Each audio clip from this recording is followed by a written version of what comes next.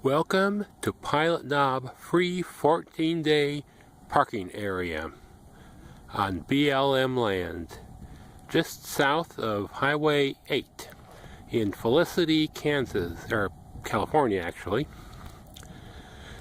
Got the two camping areas, of course. I'm in the furthest one over, and I'm further away from the mountains so that I'm able to get the morning sun.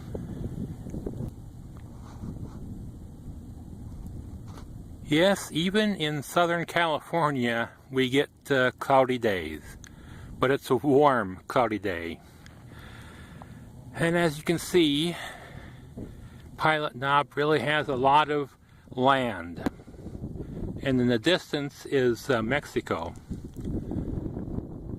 And there's sand hills, of course, to the west.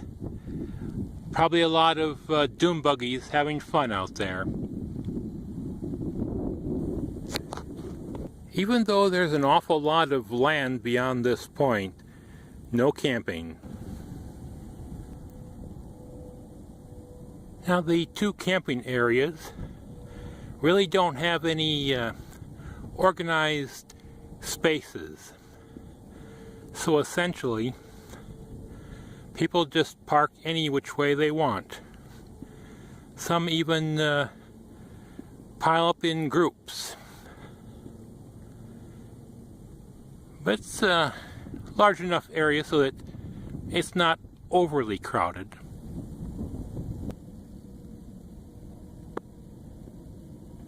You know, I'm parked further away from the interstate than I was at Skad and Wash, and seems the traffic noise is about the same level. And it doesn't really quiet down too much at night. A little bit, but still.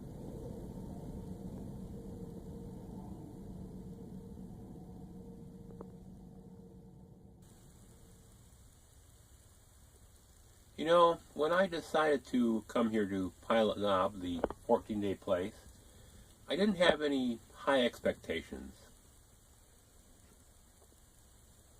I figured it was going to be a rough, sandy road leading in here, and there wouldn't be much of anything to see here. Well, there really isn't, but other than the scrub and the gravel and the hills and the sand.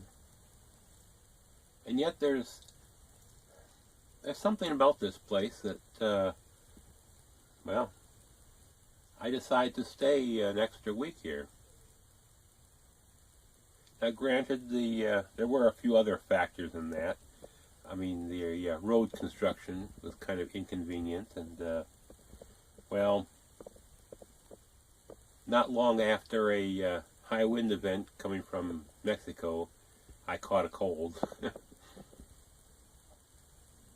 But of course, those were after decisions.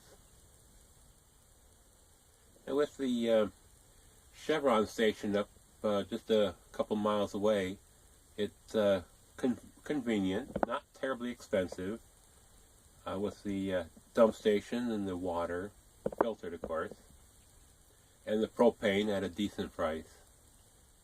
Of course, I'm not doing fuel. Then I really don't need to. I mean, I filled up in Yuma about 3, maybe 4 weeks ago, and I'm still roughly half a tank. So all the places in this little area here where I haven't had to drive very far, but I can stay, you know, up to 2 weeks if I need to in each place. So I really don't need to spend an awful lot of fuel in the motorhome. And the car gets really good gas mileage, so driving into Yuma for supplies is not really much of an expense. And the major factor, the weather. This is nice. I mean, it can get kind of chilly. And I mean chilly, not cold. Which I suppose would be annoying for some people, but if you've ever lived up north, the temperatures here are nothing. I think the most annoying thing about the weather here is the high winds and the dust. And of course, there's more going on in the dust than I anticipated, which is why I got sick, apparently. So, next time there's a dust storm, I'm going to make sure all the windows are closed. But mostly it's sunny, although spring is appearing and there's more clouds appearing every day.